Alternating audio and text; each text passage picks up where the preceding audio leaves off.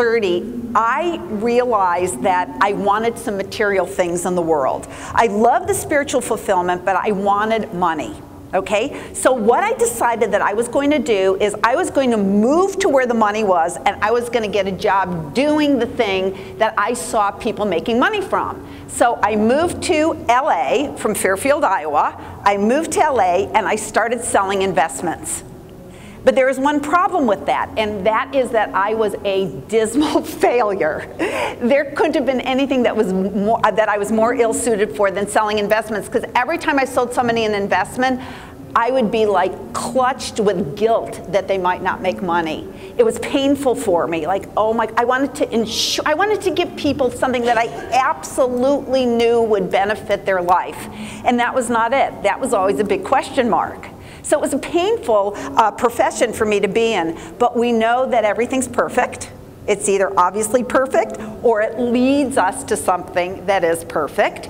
And while I was in pain in Los Angeles, selling investments, one of the people that I was working with invited me to come to an investment seminar. At least I thought it was going to be an investment seminar, but when I arrived there, I walked in and it didn't look like the usual suits, because I went to a lot of investment seminars. It looked like the New Age crowd, okay? Remember, this is LA in 1979, okay? So, or 1980, it was 1980. So I went in and everybody was really, really excited, okay? And the man who was teaching this seminar, I never saw him again. His name was Chris Saropoulos. And Chris, if you're out there, look me up, because I would love to see you and say thank you in person. But this gentleman named Chris Saropoulos was not talking about becoming wealthy and prosperous by investing in a 401k or investing in the stock market. He was talking about the law of attraction. And remember, this was 30 years ago, more than 30 years ago. He said that our dominant thought, whether it's of prosperity and abundance or lack and limitation, was going to manifest in our lives. Okay? And he said our dominant conversation, if we're always talking about what we don't have instead of what we do have and we're going to have more of, that is what we're going to manifest in our life. And then he said things like, the quickest way to become wealthy and successful is by helping other people become wealthy and successful, either by mentoring them or sharing knowledge with them. And he said that another great way to become wealthy and successful is to wish other people success and prosperity. Because when you put that energy out of wishing somebody else success and prosperity, you open up that channel for that success and prosperity to come to you. Okay? And he said the quickest way to keep wealth and prosperity from yourself is when you see somebody who has something that you want, by putting them down or putting down their character or saying, I can't believe anybody would want to go out with that guy, or I can't believe that person would be successful. I knew him in high school. He is like a gigantic jerk. If you do something like that, that is the quickest way to just put a barrier between you and your own prosperity. Well, as this guy is speaking and the night is going on and on, every cell in my body is vibrating. And I am thinking that this is the most profound knowledge that I had ever heard. And when the talk was over, I went home and I went in the door and I said to my then husband, I've traded up, by the way. Yay! I said to my then husband that I just figured out, I went to the most exciting seminar that I'd ever been to. I told him that I wanted to do what that guy was doing, but he corrected me. He said that I came home and I said, I know that I can't sell investments anymore because he said that you have to do something that makes you happy, and this does not make you happy, but I don't know what makes me happy. So I did something that this guy, Chris, also said that we should do. If you don't know what you want to do with your life, write down the qualities of your ideal career.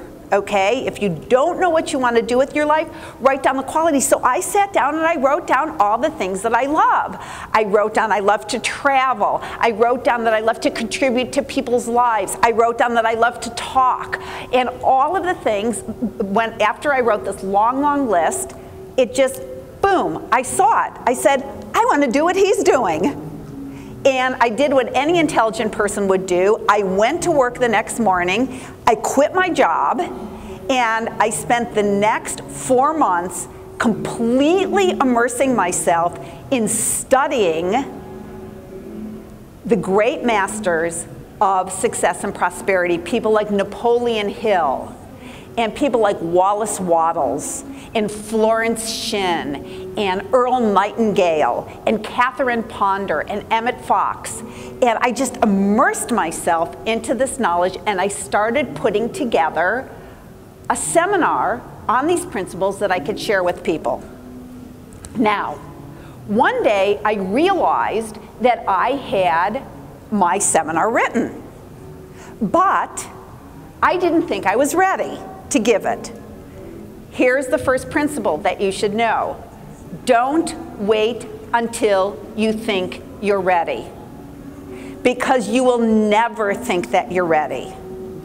Because we live in a relative universe, and we will always have doubts. We're human beings.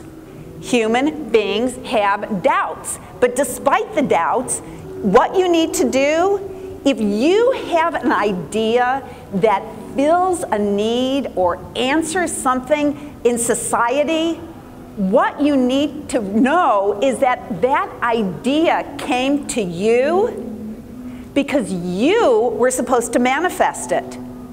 If that idea wanted to be manifested by me, it would have come to me. But it came to you. But if you don't act on it, it's going to go to somebody else who will. Because not only did it come to you because you had first dibs on it, but also because it wanted to be manifested in creation at that time. Okay? So if you don't act on, how many of you have ever had a great idea, you didn't do anything about it, and sometime later somebody else made $1 gazillion or became very famous with your idea? Raise your hand if that's happened to you. Okay, at least about half of you. Okay?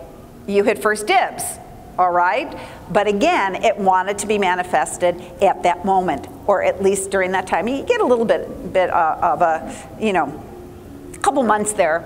Anyway, so the idea to teach these seminars came to me.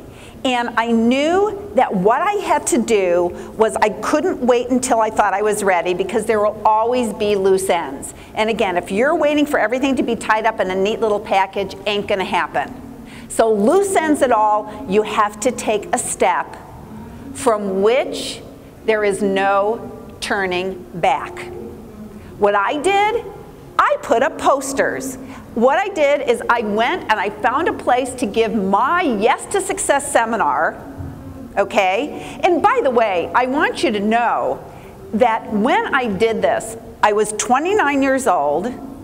The only degree I had was a bachelor in a bachelor in the science of creative intelligence from Maharishi International University.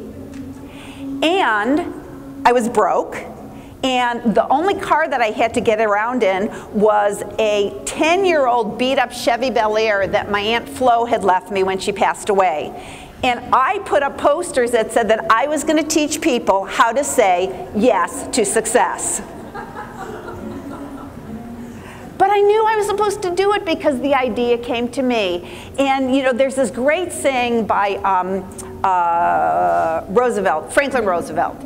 In any moment of decision, the best thing you could do is the right thing, the next best thing is the wrong thing, and the worst thing you can do is nothing. So, the starting point of success and achievement is an idea. And the road to unhappiness is paved with ideas that are never acted on.